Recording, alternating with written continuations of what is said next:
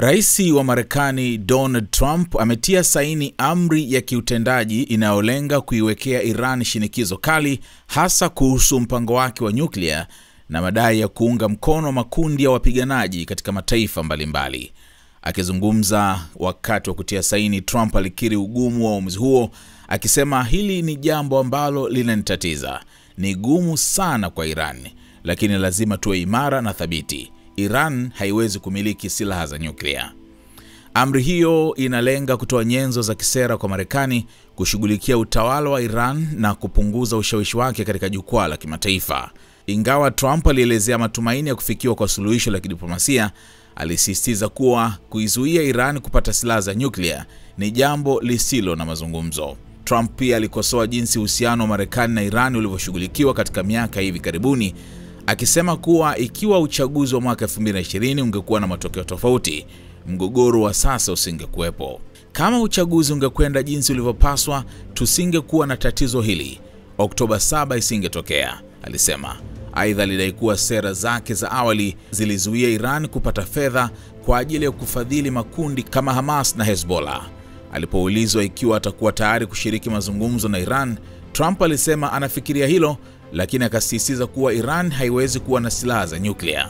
Pia alitangaza kuwa Marekani ina haki ya kuzuia mauzo ya mafuta ya Iran, sera ambayo alisema hapo awali ilidhoofisha uwezo wa kifedha wa Tehran.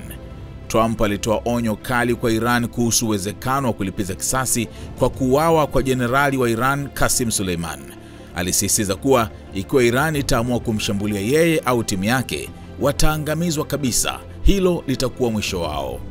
Kuhusu uwezekano wa mashambulizi ya kijeshi dhidi ya vinu vya nyuklia vya Iran, Trump hakutaja wazi ikiwa ataruhusu Israel kufanya mashambulizi hayo, lakini alithibitisha kuwa atajadili masuala mbalimbali ya usalama katika mikutano yake ijayo na waziri mkuu wa Israel Benjamin Netanyahu na viongozi wengine.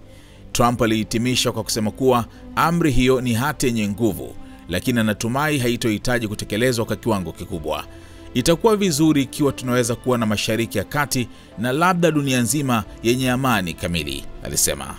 Next, sir, this is a national security presidential memorandum that seeks to impose maximum pressure on the government of the Islamic Republic of Iran. Many of these provisions are similar to actions that your administration took during your first administration. The basic idea here is to have every department and agency, or many departments and agencies in your government attempt to sanction and control Iranian activities, particularly relating to the Iranian nuclear program and the Iranian export of terrorism through support of various proxy groups abroad. And the intent here is to give you all of the possible tools to, I'd say, engage with the Iranian government to ensure that going forward they are less of a malign actor on the world stage. So this is one that I'm torn about. Everybody wants me to sign it. I'll do that. It's very tough on Iran. It's what we had before. We would have never had the problem. You would have never had October 7th. We would have never had the problem had the election gone a different way, which it should have. But this one, I think, more than made up for it. I think we're doing things, and it shows that more than made up for it, much more historic. The Iran situation, hopefully, I'm going to sign it, but hopefully we're not going to have to use it very much. We will see whether or not we can arrange or work out a deal with Iran, and everybody can live together, and maybe that's possible, and maybe it's not possible. So I'm signing this, and I'm unhappy to do it, but I really have not so much choice because we have to be strong and firm, and I hope that it's not going to have to be used in any great measure at all. It'd be great if we could have a Middle East and maybe a world at total peace. Right now you don't have that. When I left, you had peace all over the world, and now you have the world is blowing up. As you know, Bibi is coming in to see me later. Others are coming in to see me. We'll see what we can do. But I'm signing this, and hopefully it will be a document which won't be very important, will hardly have to be used. So what kind of deal would you be prepared to make? Well, we're going to see. I mean, we're going to see. They cannot have a nuclear weapon. With me, it's very simple. Iran cannot have a nuclear weapon. Do you support We don't want to be tough on Iran. We don't want to be tough on anybody, but they just can't have a nuclear weapon. Mr. President, are you going to engage in conversations with your counterpart in Iran? I would. Do you want to block the sale of Iranian oil to other nations? Well, we have the right to do that, and that's what I did before. And they had no money. They wouldn't have had the money for Hamas or Hezbollah or anybody else. It could have been solved. This thing, if things went the way they should have, this would have been over long ago. But it's not over. How close do you think Iran is to developing a nuclear weapon? I think they're close. I think they're close. They're too close. But again, you could go back 4 years. I would have said they would have had it during this intervening period. But they're pretty close, Peter. And why say that you're unhappy to sign it if it's Iran and their proxies who have threatened to retaliate against you and your team by killing you guys for taking out Soleimani? Well, they haven't done that, and that would be a terrible thing for them to do. Not because of me. If they did that, they would be obliterated. That would be the end. I've left instructions. If they do it, they get obliterated. There won't be anything left. And they shouldn't be able to do it. And Biden should have said that, but he never did. I don't know why. Lack of intelligence, perhaps. But he never said it.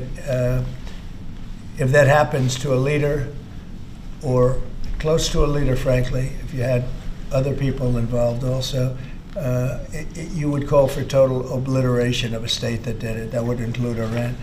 So I'm signing this, and it's a very powerful document, but hopefully we're not going to have to use it. Mr. President, if the Prime Minister today were to ask your help in striking at Iran's nuclear facilities to prevent the kind of progress towards a nuclear weapon, would you give him the green light? Would it, either to do it himself or for the U.S. to participate with him? I don't know that that's what he's going to be asking for. I have no idea that it is. You're telling me. We're going to have a pretty long meeting. We're going to be discussing a lot of things, not only that, but a lot of things. And I'll let you know if the time comes to let you know. But right now, that's not something that I can discuss. Mr. President, when you said if they do it, they get obliterated. Just to be clear, you're talking about if Iran made an attempt on your life. Yeah, that would be called total obliteration. And I can't imagine they do that.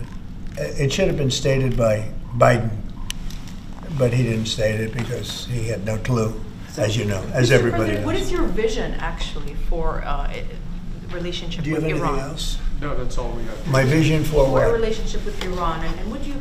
I'd love to have a good relationship with everybody. They can't have a nuclear weapon. That was the only thing that was very important. They can't have a nuclear weapon. Beyond that, it would be very tough if they insist on doing that.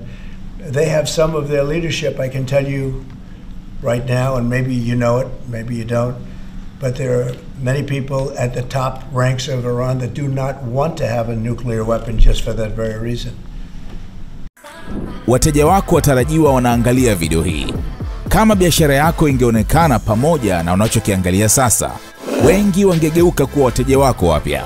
Tuandikie sasa info@snstz.com au WhatsApp pekee 0659 250 389. Tuifikishe biashara yako kwa wana SNS.